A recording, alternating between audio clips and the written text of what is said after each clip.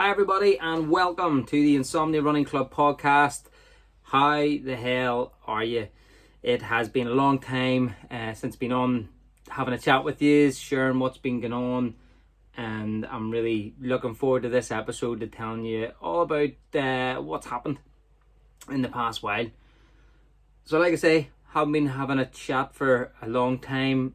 I just felt there was not enough happening in my life to warrant chatting about it.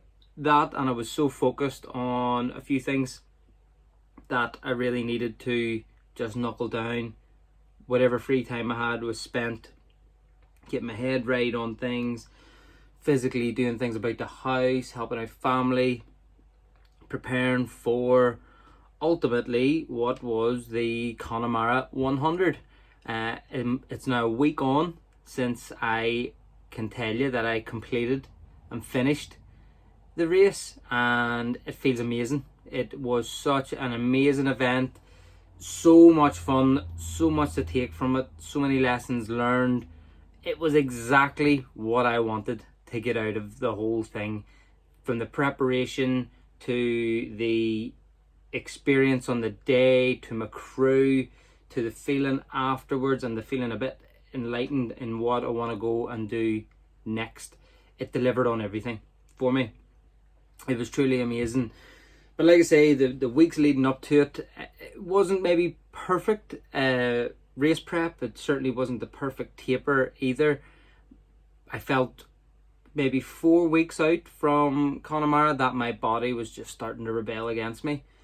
I can only put it down to like phantom pains, because they didn't linger, they didn't last long enough for now for me to be concerned about. It must have all been in my head where I was developing these knee pains. So going out and running, doing 10, 20, 25 miles, whatever it may be, and at the time everything in my body was working perfectly. You know, it was coming back, I was feeling in super shape and was feeling great. And later that night I would just develop this pain, where so much so that even in the middle of the night, you know, lifting the duvet with your feet was excruciating. It was real, it was happening, it was there. The next day, again, some cases I wasn't really able to walk and I was limping, and then it just faded away to nothing. It just disappeared. This happened for 3 weeks, on and off, on and off, on and off, right up until the week before, a few days before actually heading off to Connemara. My right knee in work one day, it just locked solid, and I was like, this is bad. You know, I didn't want to say it to anybody, but I thought, this is bad. This could be me not making a trip. So didn't say anything, kept it all to myself, and I took the decision those days not to do anything at all. No running whatsoever, no keeping my body moving, nothing. Just total freeze on the whole thing. Stopped. And come race day and the day before, it was perfect. I felt brand new. Literally, there was zero pain. There was no need to limp. I could put pressure on it. Didn't feel like I hyperextended it. Nothing. Everything felt good. So I can only put it down to nerves, or this phantom pain that was occurring in my body. There's no logical explanation or no physical explanation for it. Can't get my head around it. So pretty much the weekend came around for Connemara, and my race crew consisted of my dad, who's never ran a race in his life. My dad agreed to crew for me, I think not fully understanding or not knowing what it was he was getting himself in for. He'd been to see a couple of triathlons before, and he cheered me on for those, and I think he thought this was going to be something very, very similar, and it was nothing at all like it. So there's my dad, there was my brother-in-law Pete. Pete's a great guy. Pete is quite a sensible head on him, and Pete can get the job done. and Pete loves a bit of fun and a bit of crack as well, so that was the criteria for the trip. And then there was my friend Jared, and Jared's mustard. Jared is the life and soul of a party. He knows how to get people in good form, and he knows how to have fun, but he is very organized if you're asking him to do something, and he will fulfill a task. If you ask him to do a task, he will go over and beyond to do it. So there was the four of us. We got the transit loaded up, headed to Connemara. On the way, we had to stop actually and leave off a spur wheel for work. It was a totally random thing to throw in amongst it, but it all added to the crack for the weekend. And we all headed down to the Clover Fox, which is just in Letterfrack, just outside Connemara, and bed for the night. Got the head down, got some dinner. The lads had a bit to drink. I maybe had one pint of Guinness, and it was great. Just thought, why the hell not? You know, I'm about to go and run 100 miles here. Let's have a pint of Guinness and settle the nerves, and it did. The lads maybe needed a few extra to settle their nerves, and again, this trip started to feel like a stag do with a 100-mile race plunked in the middle.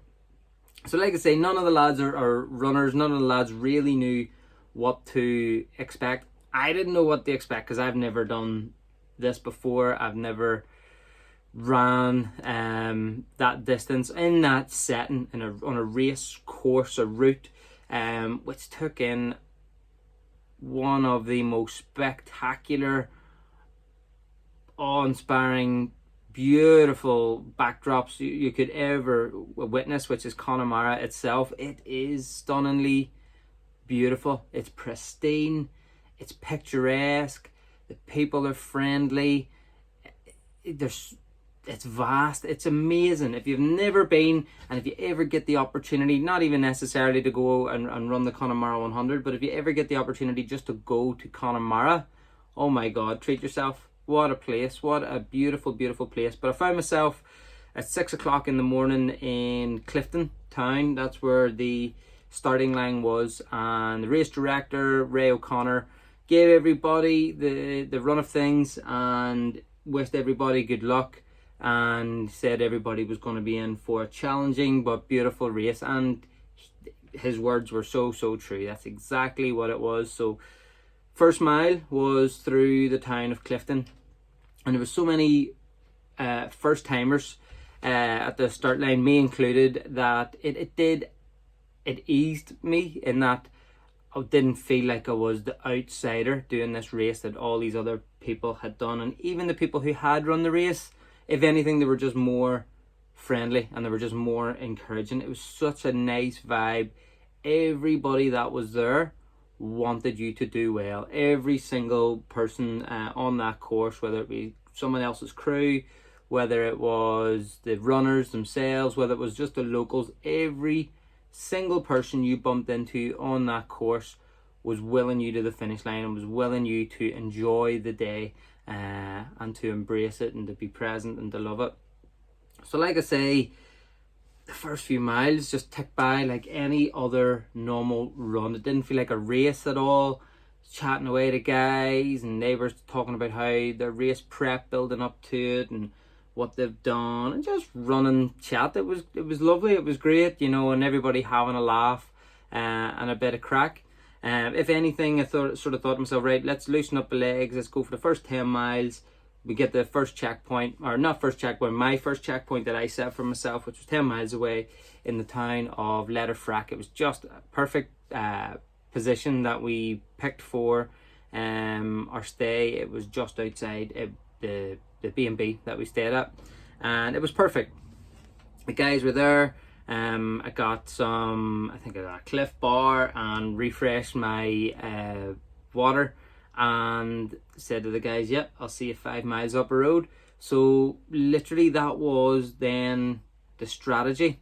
Once those first 10 miles were done, it was every 5 miles every 5 miles was roughly going to be an hour, just over an hour, that I was on my feet, and that was just enough time for me to refill on my water, get more salt in me, to eat about 200 to 300 calories. That was my race plan. Every hour to try and eat 200 to 300 calories, and to keep myself hydrated. It soon became very, very apparent in the day that water and electrolyte levels, or salt levels, and electrolytes taken on board was going to need to increase. The heat was intense. It was a beautiful day for anybody that wasn't running a 100-mile race. The weather was just perfect. You couldn't have asked for a better weekend in Ireland. It was amazing for me running for those first 20 to 30 miles. The heat was welcome. It was lovely. It was so nice. It was just sun beating down on you. This, like I say, the scenery was just picture perfect. It was unbelievable. I found myself stood there just looking, like there's some farmer's house, and I look across the way and it's the Atlantic Ocean, and there's all these cliffs and waterfalls, and it was just like nothing I've ever seen. It was just amazing. And then it got really, really hot, and that's when the challenge of this race began. I found for me, this became a challenge at mile 30. Not physically, I have to admit. At mile 30, my body felt brand new. My legs weren't tight at all. My core was nice and relaxed still. Everything, shoulders, head, everything was working the way it should. My body was in perfect condition for doing this race. At mile 30 with the heat, that is whenever my head started to go the wrong way and go negative. That was the middle of the day, the hottest part of the day, and it was also on the N59, which is one of the busiest roads in Connemara. It was the Clifton to Galway road, or Galway to Clifton road, whatever way you want to say it. And it was about a 12-mile stretch of main road, and this is where my crew had to actually stay with me on the road, where pretty much they just acted as like a deflector of traffic for me. You know, they stayed behind me, so I'm running, you know, sub 5 miles an hour. They're in this big white transit with flashing lights and signage on it, with people tooting at them and wanting them to get out of the way on this main road where people are normally doing 50, 60 miles an hour, and we're tooting along. And that was the main reason why they had to be there, and it was punishing. That was one of the most punishing parts of the day. That seemed to take forever. I just remember, I can't even remember what it was, but the sea was on one side, or like a fjord was on one side, and on the other side there was this like quarry. And I remember just feeling frazzled. You know, I didn't feel physically broken, but the heat was definitely making me tired, and I had my head going, my goodness, is anybody else feeling this? Is anybody else, you know, getting this tough at this part of the day? It was hot. This is where my crew stepped up. This is where Jared came out, and he ran a couple of miles with me. The plan was to try go on as far as 45 miles. We then changed it, and he said, look, let's get to this place. It's mile 42, and we'll get you out of the worst of the sun. You know, I think the best thing for you to do is we'll get something to eat, we'll eat earlier, get a much bigger feed in you, we'll get a right few hundred calories in you, and there's a spot there where you can get, we can all buy lunch, we can all have lunch together and boost morale. And he says afterwards, you know, get changed, get in the back of the van, get the head down for a sleep. Let's just get out of the sun for the next wee while. And that was it. Got there, got changed, went in, ended up having this like full-blown Sunday carvery at mile 42, and it was full of mashed potatoes, there was ham, there was beef, there was gravy, roast chip potatoes, cabbage, carrot and parsnip. Oh man, it was great. You name it, I had it. It was just beaut.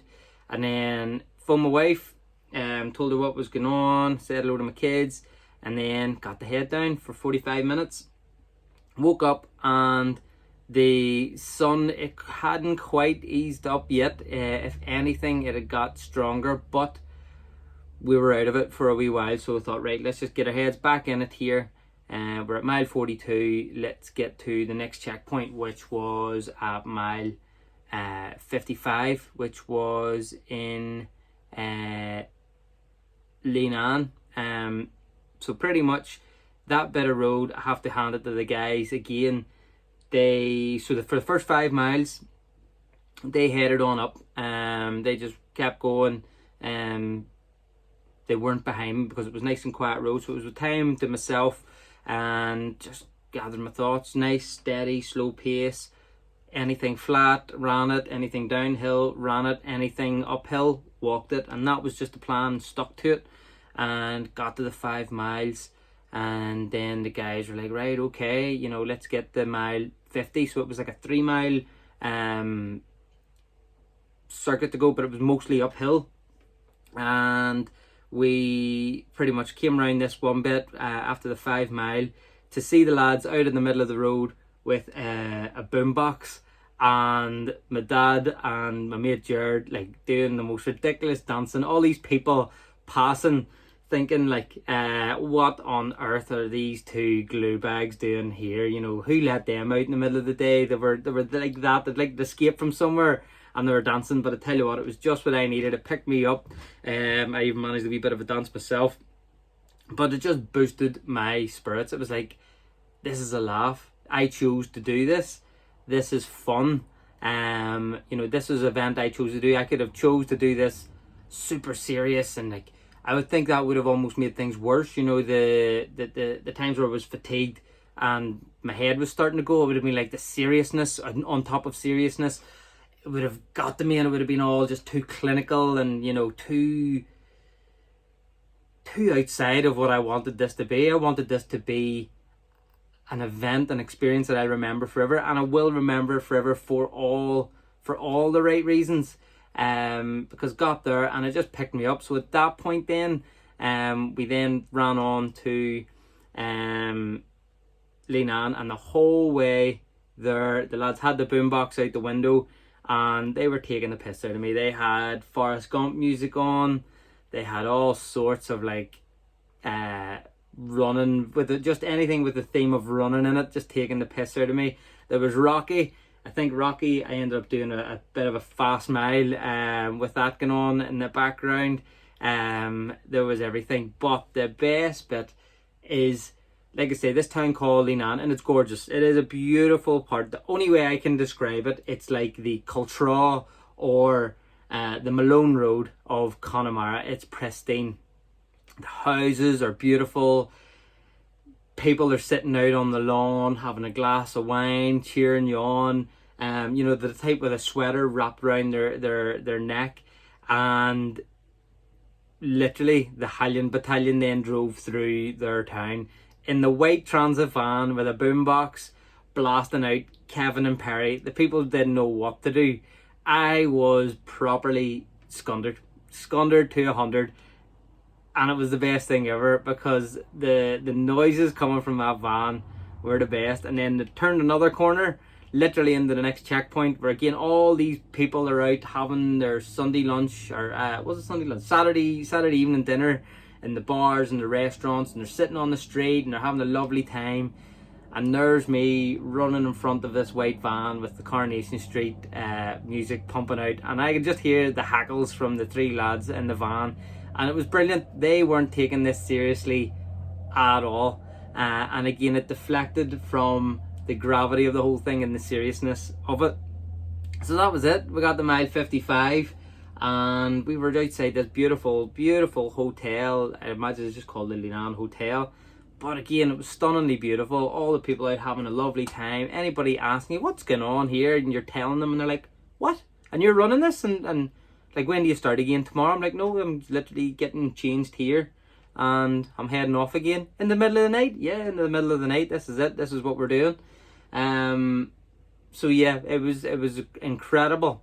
Literally same thing again. got changed, got dry, got some food in me, and the guys, they had a bit of respite. They sat at the side of the road, had a drink or whatever, and they were then ready to do the night shift. So left Linan, and the next place we had to get to was Roundstone, and it was at mile 81, so it was a fair trek away to get to it. And was it Lochina Lodge we had to get to, and then on Lochina Lodge, and then on the Roundstone. And the Lochina Lodge, it was grand. Yep, same bit of road. We've ran it earlier on in the day, and just kept ticking over. I didn't miss the wrong stop the first time round. I actually went off course for a half mile, and then ended up having to run a half mile back to correct myself. So yeah, got the Lochina Lodge laid on, and it was dark at this point. This was at pitch black. This was the graveyard shift, and at that point I was starting to feel tired. It had been a long day. I'm trying to remember the time. It was 1 o'clock in the morning maybe. By the time, or no, was it? I can't honestly remember. At Linan it was 8 o'clock, 8:30 in the evening, and I think it was about 1 o'clock then we got to the Lochina Lodge. Again, same story. It was every 5 miles I was taking on water, getting fed, if needed to, got change of clothes. That was cool. But this next part from Lochina Lodge to Roundstone, this is the most challenging part of the race. This is whenever all the crazy stuff sort of happened.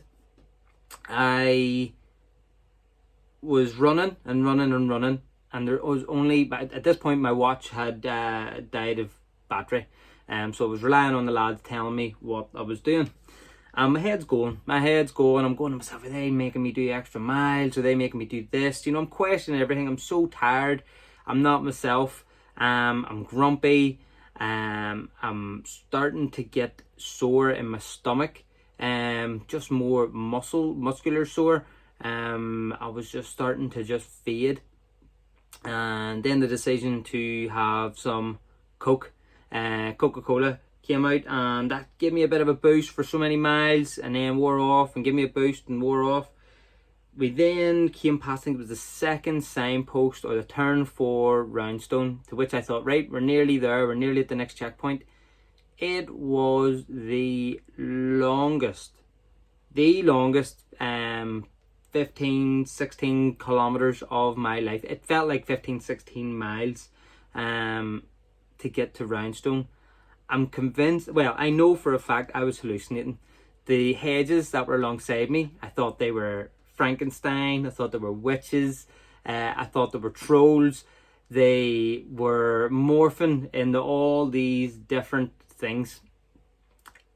One of the scariest parts of the day was I was running, and I just had a head torch on. I had the van behind me, but I could only see so much coming up at a time.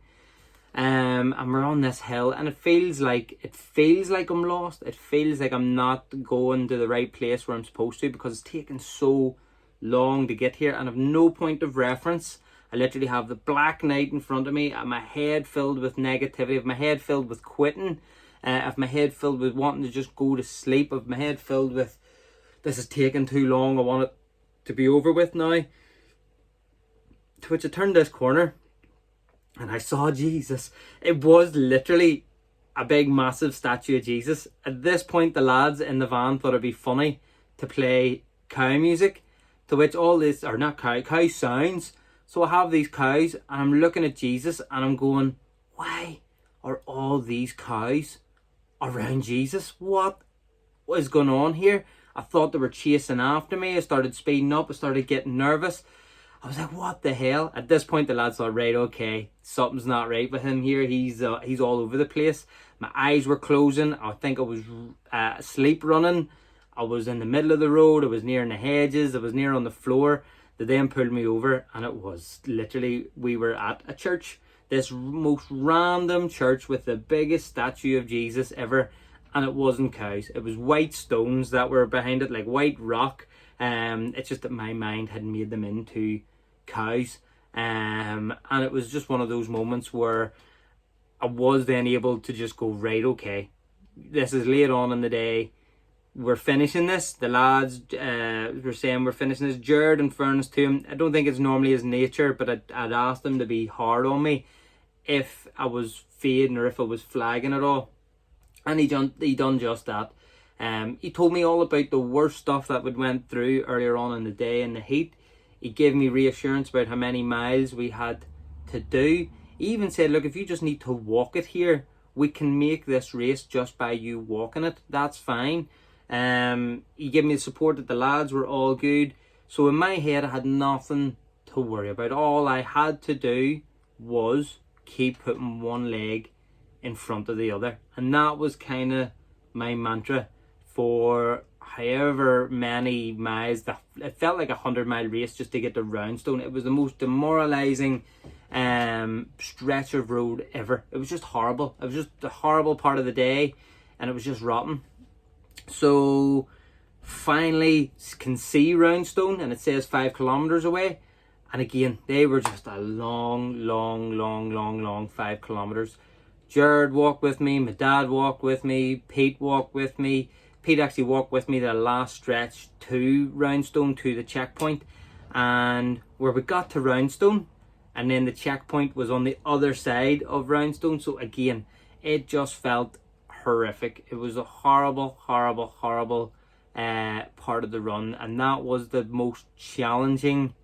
That was definitely by far the most challenging part. And I think up until the 70 something miles, that was, if ever there was a part where I was going to quit, that was probably it, because my head was gone, tired, my body was playing tricks on me, my mind was playing tricks on me.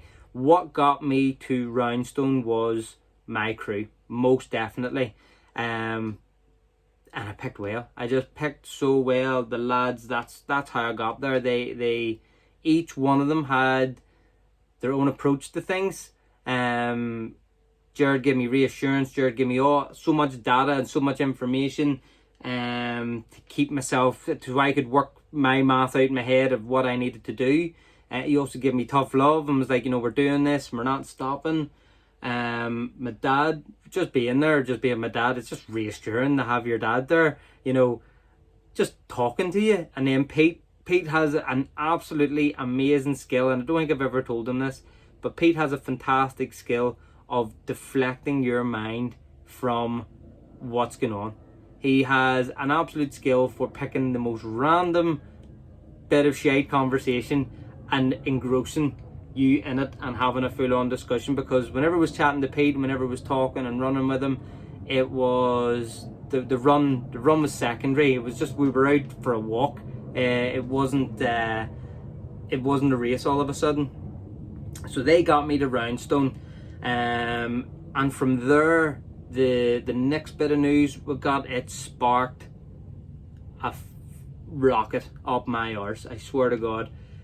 Got there, and the race official was a lady, lovely lady, she told me everything about her. I can't really remember why or how we got onto it, but she said she was from the Aran Islands, she was big into swimming, lovely lady. Her intention was well, I am sure, and in fairness, I'm sure to a certain point this set me off on what I needed to do, but she told me that I was the second to last runner in the race. And I was demoralised. I was like, what? I haven't seen so many people get past me. How did this happen? I was convinced I was sort of towards the end of the pack, but I was nowhere. I wasn't the second last man in the race. And all I could ask her was, has all the ones in front of me passed the line? She was like, no, some of them only came through here not so long ago. There's a right few people still on the course. So then at that point, got a coffee, and that was the only part of the race where I had my headphones, and I thought, right, I need something here to keep me motoring fast and to get me back in this, because all of a sudden finishing it wasn't enough. I didn't want to finish it and be the last man across the line. So listen to some David Goggins. His Can't Hurt Me book, it was a chapter in it. Can't even remember what chapter. But I was off, and in my head I thought, right, this next 5 miles we're not walking the hills, we're running every bit of it. So 5 miles came and went, and my van, then they just pulled up alongside me. They didn't stop. They're like, well, how are you feeling? What do you like? You're running good. I said, look, I just want to keep going. Give me a banana, give me some water. And it was all on the hop. It was all while moving. And I just kept going and going and going until I saw another runner ahead of me. And at that point, I just remember, I can remember it was like sort of outer body experience. In my head, I went, right, boom, let's go. And I literally dropped the pedal to the floor and just pushed on past. It was doing, I think at some points during that stint, I was doing sub 8 minute miles. I have no idea where I got the energy from. Now, not all of them were like that. There was maybe 3 in that 20-mile stint to get to Clifton that were incredibly fast miles. So past him, it was a guy I was chatting to earlier on the day. It was nothing against him, it was just in my head, it's what I needed to do. It was a guy called Jonathan. He was a lovely guy, and I'm glad to hear that he finished, and he finished in one piece. But past Jonathan, running, then all of a sudden I recognise another runner, and I was like, my god, I've a chance here of passing someone else. And that was enough. I just went boom, blasted on past. He then stopped for a checkpoint, and I was like, I just want to get clear of him. And my body, I felt like you should be stopping here. You still have, say, another 10 to 11 miles to go. But I just didn't want to stop. I just wanted to get clear and get as much of a lead ahead. So again, said to the guys, this is what I'm doing. Literally stopped, I think, for a bathroom break and a refill of some water, and I was off again. I even remember what I was wearing. All the people that passed them at their last checkpoint, they got themselves in the shorts again, nice dry t-shirt for crossing the line. I was still in my night gear. I had my thermals on, and I even had a waterproof jacket on. I was sweating. It was equivalent of going out and running in a sauna suit to shed weight like a boxer would do, only this is the last 20 mile of a 100-mile race. So I was going and going and going. The next minute I saw this other guy that I recognized from the start line, and he was hobbling. He was in such a bad way, and he had nobody near him. He didn't have a crew near him for miles. There was no one near him, and he was in such bad shape. His legs, they just looked like they'd locked on him, and he was barely able to move his knees. And this was a young guy. He looked younger than me, and I felt for him. I did feel for him in that he didn't have a crew. And I know my guys, they offered him everything and anything to keep him going, to keep him on the track. And I think he accepted a couple of things, but I think it was for him, it was like, what is going on here? I'm getting more support from other people's crew than I am my own, but I burned on past. And then I was coming to Clifton, and so 5 miles away, and I'd passed 3 runners, and everybody in my crew were like, right, you just keep going, just keep on going. Literally got into Clifton, and again there was 4 more guys that had just passed. They were walking, and I was like, I'm having this, I'm just going ahead. So I went from being the second last guy to passing 7 people, and again that just spurred me on. I was like, I don't want to get overtaken. Whatever gain that I've made here, I just want to keep it going. So I must have been demoralizing for some of the guys, because for them it was just the last slog. All they could muster was walking, and I was running up hills. I have no idea where the energy came from, but because I got myself motoring, I thought, just keep going, just keep motoring. Do not give yourself a second to slow down. Even the guys in the van, I think their better judgment was sort of, Mark, you've still 3 miles to go through the town here. You sure you want to do something? But there was no talking to me. I was in a different world. I felt on it. I felt alive. This was a feeling of that again I was looking for. It was a feeling of in my head I knew that I was gonna empty the tank. I'd burned past 40%, 50%, 60% of what my body was able to do. I think I was in the latter stages. I was in like 80-90% of what my body was capable of doing, and I was just going for it. I think at this point it was down to like 10-minute miles, but that was probably 7 minutes faster, 8 minutes faster than anybody else who was still on that course. I was going twice as fast as anybody else that was on that course at the time, and I just kept going. It's a bit evil, the Connemara 100, and that you get to what is essentially the finish line, and the race director turns around to you and says, right, you have to do 3 laps of the town to get your 100 miles. And I just went for it. First one went easy. Second one was difficult. I saw someone that had passed almost. I saw them in my rear view, and whenever I was starting to feel sorry for myself or starting to feel like I was way ahead, I just thought, right, gotta keep going. It's not over until it's over. Second lap done. Third lap was it was emotional. I was by myself. I couldn't believe that I have covered 100 miles on my own 2 feet, on my own steam, got through just a tough race.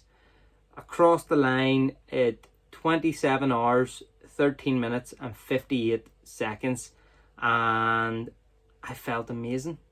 It literally felt like all the early mornings, getting up and running, all the long runs, all the aches, the pains, all the strength conditioning, all what I surrounded myself with, all that I was chatting, all the people I was chatting to, anything that I had done, it felt complete. It really, really did. It felt like I had put everything that I thought I was going to put into this race and more into it to get across the line.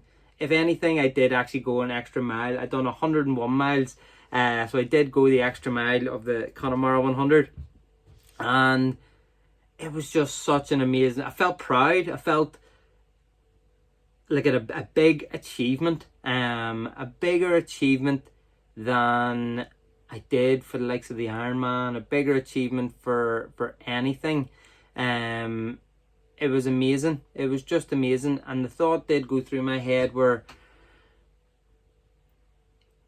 an ultra marathon, 100-mile race is a mental game.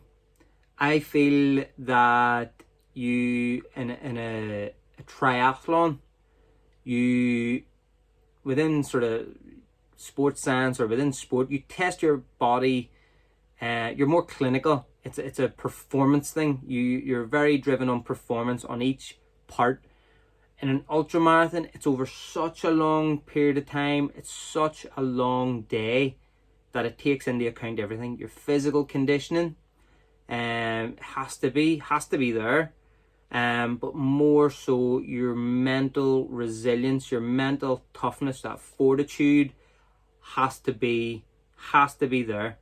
It has to be there whenever times get tough. And again, I'm not even going to turn around and say that you don't think about quitting. I think that is a human comfort mechanism. Whenever things get really, really, really tough, even the super tough guys out there that say, oh, you never think of quitting, thinking about quitting is quitting, bollocks, fuck off. It is a case of whenever your body and your mind are exhausted to a point, human instinct is to want to quit. An ultramarathon will put you in that scenario. That could get you could get to that scenario at mile 30, you could get to that scenario at mile 80, you could get to that scenario at mile 70 something. I think that mile 70 something, that is where I was put into that scenario. At that point, I honestly think your body is at about 40% of what it's capable of doing, because I was tired at that point, but I wasn't broken. There was no part of me that was injured. There was no part of me that was falling apart. There was no part of me that was deciding to come unattached to my body. I was fully functional. What that last bit was to get me to the finish line, that was mental. That was just a mental test. And that is the beauty of an ultramarathon, is once you get, it's putting yourself into that place where you are, where you've never been before. You've pushed yourself beyond what you thought was possible, and you're just faced with, right, is that enough for you? Do you just stop now, or do you try find whatever resource, whatever something, you dig about the basement, you get whatever you have, whatever you can muster up, whatever pain, whatever joy, whatever attitude, whatever you need to get to a certain point. That's what you're seeking for, I think, whenever you first sign up for an ultramarathon. And this delivered for me.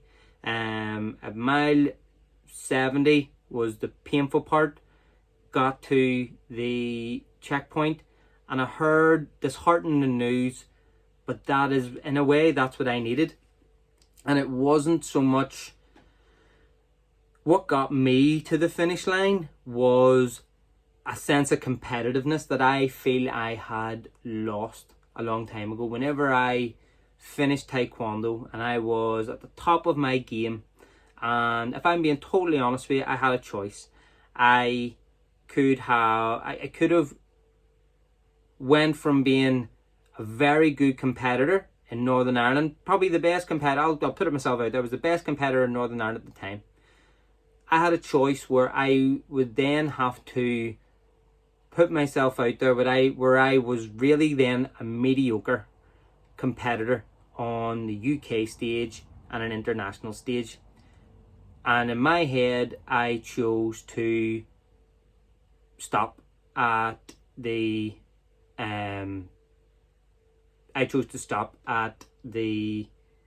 point where I was sorry, but the sound just broke up there.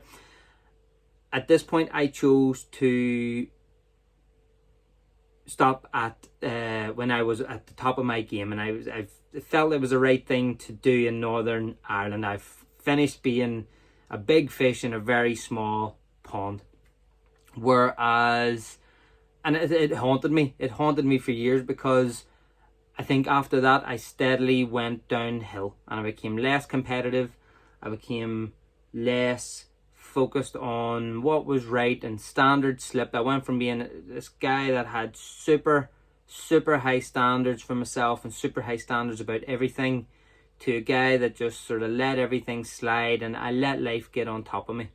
And I think that's what I was searching for whenever I done the Ironman journey, and that was a stepping stone to get to this, because I truly feel that this was a test. This was a challenge, because this was a challenge that I could have failed. This was never a given that I was getting across the line, and I put myself in the scenario where that was nearly the case. I nearly quit. I nearly stopped, and I found something. And what I reignited, like I said, was whenever I was faced with possibly being the last person across the line, that was too much. Deep down in my gut, somewhere this thing had stayed there, this thought or this person who I am had stayed there, or was in the dark recesses of my brain. And whenever I heard those words, I could not live with it. I thought, no, you've trained too much, you've done too much, you're not going to be the last man across the line. And competitiveness came out then. I became a competitor. At mile 80, this became a race for me, where I was racing to get ahead of someone else. It wasn't just about me at that point. It wasn't just about me finishing. It then became a a race, and it reignited that competitive spirit that I love and has been bubbling, but it's not fully came to the forefront. And there you go, this race, it opened it up for me and it got me there. So yeah, that's pretty much the Connemara 100 for me. It delivered on every single level that I wanted it to. I got across the finish line. I can tick that box that is that now done. And the lessons learned, the journey along the way, it was just incredible. The guys that I had with me, they had a blast.